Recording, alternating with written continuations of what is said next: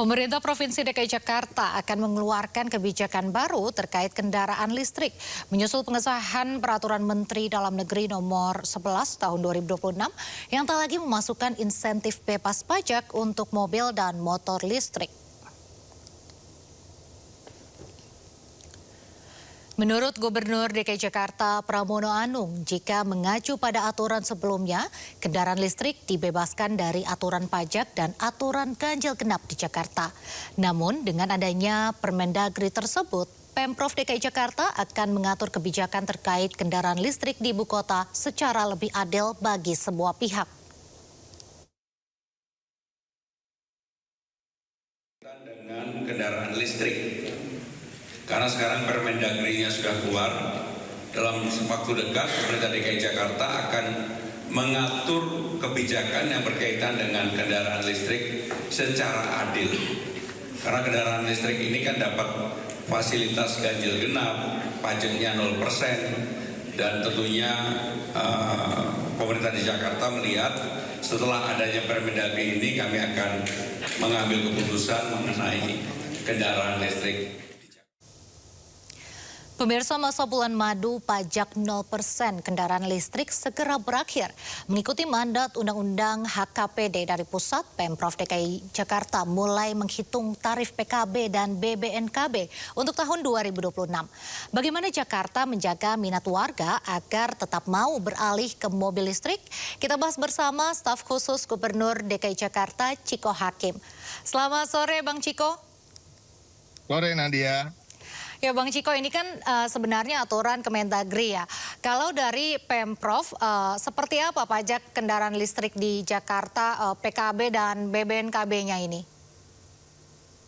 Yang pertama tentunya Pemprov DKI Jakarta seperti juga Pemprov-Pemprov lain dan Pemda-Pemda lain, Pemkab maupun Pemkot di seluruh Indonesia, kita harus tahu bahwa kita adalah bagian yang satu dengan pemerintah pusat. Artinya apa? Apa-apa yang menjadi keputusan dari pemerintah pusat tentunya harus kita jalankan hal-hal tersebut dan kita patuhi bersama untuk kemudian disesuaikan dengan situasi dan kondisi di daerah masing-masing. Terkait dengan ini memang dalam peraturan Kemendagri tersebut juga tertera bahwa setiap daerah ini memiliki kebebasan untuk kemudian memberikan insentif dan besaran dari tadi pajak-pajak yang telah disebutkan tadi. Dan hari-hari ini adalah masa-masa di mana kami masih menyusun regulasi tersebut dan insentif apa yang akan tetap diberikan dan tetap bisa dinikmati oleh para pengendara atau pemilik kendaraan listrik tersebut. Artinya apa? Selama ini tadi sudah disampaikan oleh Bapak Gubernur Pramono Anung terkait dengan keistimewaan dan tanda kutip yang dimiliki oleh pemilik kendaraan listrik yang selama ini yang pertama adalah bebas pajak, yang kedua kemudian juga ada fasilitas untuk bisa tetap menggunakan kendaraan listrik di hari-hari ganjil maupun genap yang berbeda dengan kendaraan yang berbasis atau berbahan bakar minyak. Dan ini tentunya akan menjadi tetap kita pikirkan bersama dan pada prinsipnya ini semua demi kebaikan bersama dan azas keadilan yang tentunya kita kedepankan, tapi tentunya kita juga menyadari bahwa keberadaan kendaraan listrik ini juga ada kelebihannya terkait dengan mengurangi tadi polusi udara, mengurangi penggunaan BBM yang kemudian kita tahu ada potensi krisis energi yang sedang berlangsung di seluruh belahan dunia, bukan hanya di Indonesia, dan saya rasa ini juga tidak akan menjadi unik peraturan yang berlaku di Jakarta tapi juga seluruh daerah di Indonesia. Dan mudah-mudahan dalam waktu dekat regulasi ini bisa kita finalkan dan kita meyakini bahwa karena prinsip keadilan yang memang kita kedepankan bahwa ini tidak akan begitu berdampak terhadap misalnya kepemilikan atau minat terhadap kendaraan listrik karena kemudian pada akhirnya juga tetap lebih irit dalam tanda kutip ya untuk menggunakan kendaraan listrik karena tidak harus mengisi bahan bakar minyak dan di mayoritas warga Jakarta atau warga-warga lain masih menggunakan kendaraan dengan bahan bakar minyak yang tentunya bisa merasakan lah, bisa membandingkan dengan kolega-kolega atau teman-teman kita yang menggunakan kendaraan listrik terkait dengan spending setiap bulannya untuk mengisi bahan bakar. Ya Bang Chiko, di draft yang sedang disusun sejauh ini ada poin-poin apa saja yang menjadi sorotan dan juga menjadi pertimbangan khusus?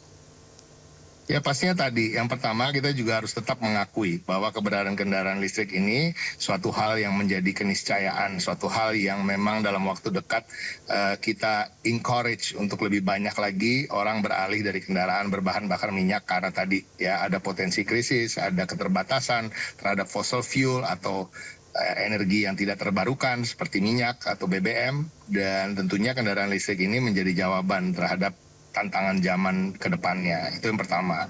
Dan yang kedua tentunya terkait dengan keramahan terhadap lingkungan. Kita tahu Jakarta khususnya dan kota-kota metropolitan lain atau kota besar lainnya tentunya mempunyai permasalahan terkait dengan udara bersih yang mayoritas dari penyumbang polusi udara ini adalah kendaraan yang mengeluarkan emisi.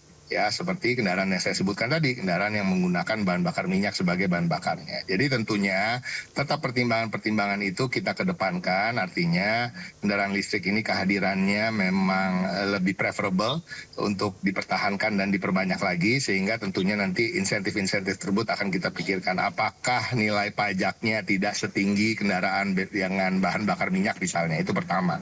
Ya, yang kedua, apakah nanti kalaupun pajaknya sama, ganjil genapnya tetap diperbolehkan untuk digunakan, karena ini sangat berdampak ya kalau boleh menggunakan kendaraan di hari ganjil dan genap ya, berbeda dengan kendaraan lain, tentunya ini juga suatu keuntungan bagi pemilik kendaraan tersebut, dan masih banyak hal lagi, dan mudah-mudahan dalam waktu dekat, tapi saya juga belum bisa merinci per poin per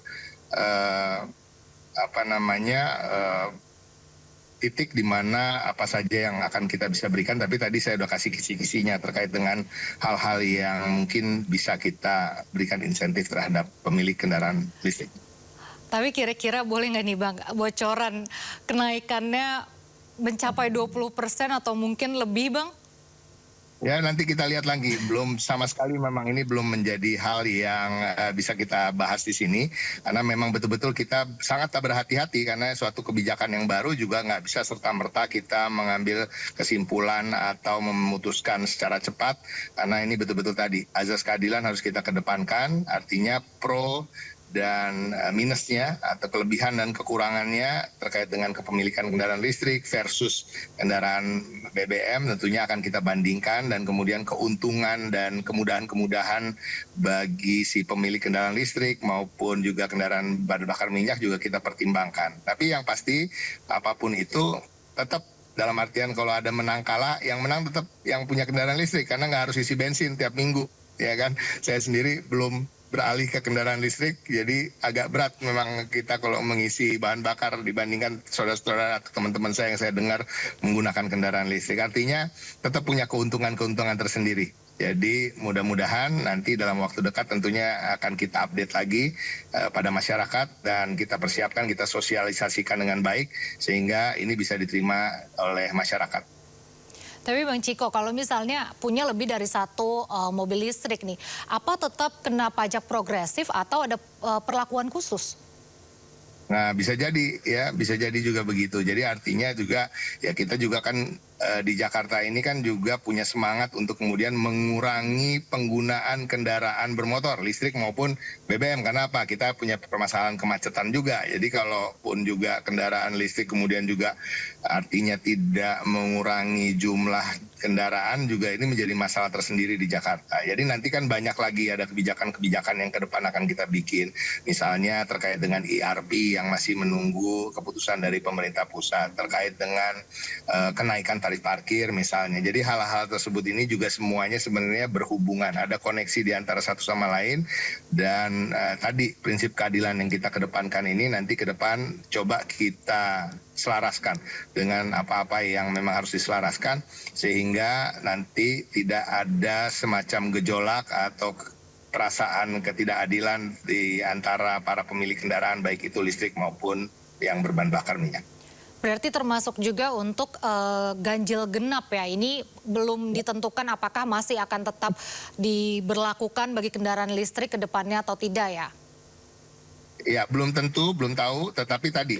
Jadi semangatnya kan memang karena di dalam di dalam aturan Kemendagri tersebut ada kata-kata yang mengatakan memberikan kebebasan pada pemerintah daerah untuk kemudian mengambil kebijakan berapa besaran dari pajak yang akan diberlakukan dan juga insentif seperti apa. Tentunya tidak mungkin kita sama sekali tidak memberikan insentif, percayalah tadi, karena memang kita tahu keberadaan mobil listrik ini juga sangat membantu untuk mengurangi emisi, mengurangi polusi, dan banyak hal lainnya lagi, tadi mengurangi penggunaan BBM, dan tentunya ini adalah suatu hal yang perlu kita apresiasi dan tentunya diterjemahkan dalam bentuk insentif ke depannya. Tapi kita lihat, kita tunggu nanti, dan mudah-mudahan kita bisa memberikan solusi maupun regulasi yang memang betul-betul bersifat adil untuk semua.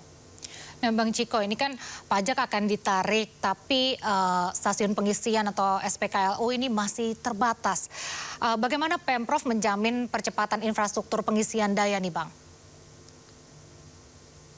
Oh, sangat mendukung ya, kami sangat mendukung. Nah, yang sepengetahuan saya, bahkan di internal Pemprov sendiri, banyak aset-aset kita yang sekarang memang potensi untuk dikerjasamakan dengan banyak perusahaan terkait dengan untuk menjadi stasiun pengisian pengisian bahan bakar listrik untuk kendaraan listrik. Jadi ini simultan, ini terus berjalan dan ke depan pastinya sesuai dengan demand, sesuai supply itu pasti akan muncul. Nah, ya kita tahu banyak orang yang membeli kendaraan listrik pasti kan karena bebas pajak gitu ya. Nah, apa strategi Pemprov agar minat warga terhadap kendaraan listrik ini tidak terjun bebas setelah pajak 0%-nya dicabut? Tentunya tadi melalui insentif, melalui jumlah besaran yang akan kita tentukan kemudian. Tapi kemudian lagi di luar situ semua kan walaupun misalnya jumlahnya tetap sama dengan yang berbahan bakar minyak, tetap punya keuntungan. Ya, kendaraan listrik ini punya keuntungan apa? Keuntungannya adalah tadi pengisian daya itu biayanya tidak sama dan jauh di bawah pengisian bahan bakar minyak. Jadi keuntungan-keuntungan memiliki kendaraan listrik ini memang lebih superior dibandingkan kepemilikan terhadap kendaraan bahan bakar minyak. Dan juga harga dari kendaraan-kendaraan ini juga bukan dianggap mobil-mobil yang top tier atau mobil-mobil yang hanya mewah saja, dengan harga-harga yang juga cukup terjangkau juga banyak. Jadi tapi kami yakin bahwa akan ada insentif yang diberikan, tapi dalam bentuk apa belum bisa kami sampaikan di sini karena memang regulasi ini ya betul-betul sedang disusun dan disusun secara hati-hati, sehingga tadi prinsip-prinsip yang kita kedepankan utamanya adalah terkait dengan keadilan itu bisa dijamin melalui undang-undang atau peraturan daerah ke depannya. Baik, terakhir Bang Ciko, ini kapan regulasi ini akan resmi ketok palu agar calon pembeli nggak ragu nih? Ya, saya rasa nggak lama lagi lah ya, dalam waktu 1 sampai 2 bulan. Tapi karena memang tadi kita nggak bisa juga tergesa-gesa karena memang banyak masukan juga yang harus kita dapatkan dari masyarakat maupun dari tadi para pengusaha mobil listrik misalnya, dan juga tanggapan warga, dan juga ketika kita lihat ke depan ketersediaan bahan bakar minyak di dunia ini dan hal-hal lain yang banyak yang harus kita pertimbangkan. Jadi benar-benar mudah-mudahan di waktu yang nggak lama lagi, dan pastinya tapi tentunya di tahun ini, tetapi kemudian masyarakat bisa bersabar, tapi kembalian percaya bahwa memiliki mobil listrik dengan pajak atau tanpa pajak tetap punya keuntungan-keuntungan dan kelebihan-kelebihan daripada kepemilikan terhadap mobil dengan bahan bakar minyak. Baik, terima kasih Bang Ciko. Semoga kita berharap dengan dikenakannya pajak pun tidak menghilangkan semangat dan minat warga untuk membeli kendaraan yang ramah lingkungan. Terima kasih Bang Ciko Hakim, staf khusus Gubernur Jakarta, atas waktunya bersama kami di Sindo Sore. Salam sehat selalu. Terima kasih Nadia. Sementara itu, Menteri Luar Negeri Republik Indonesia Sugiono mengungkap kendala terkait 2 kapal Pertamina yang masih tertahan di Selat Hormuz. Ia menjelaskan pihaknya terus mengupayakan negosiasi agar 2 kapal tersebut dapat melintas dengan aman. Permasalahannya menjadi semakin kompleks dengan situasi internal yang terjadi di Iran sendiri. Karena kadang-kadang apa yang menjadi policy dari atas itu tidak serta-merta bisa diimplementasikan di lapangannya. Itu yang sedang dicari penyelesaiannya seperti apa. Kemudian tentu saja ada perkembangan lagi tentang blokade Hormuz.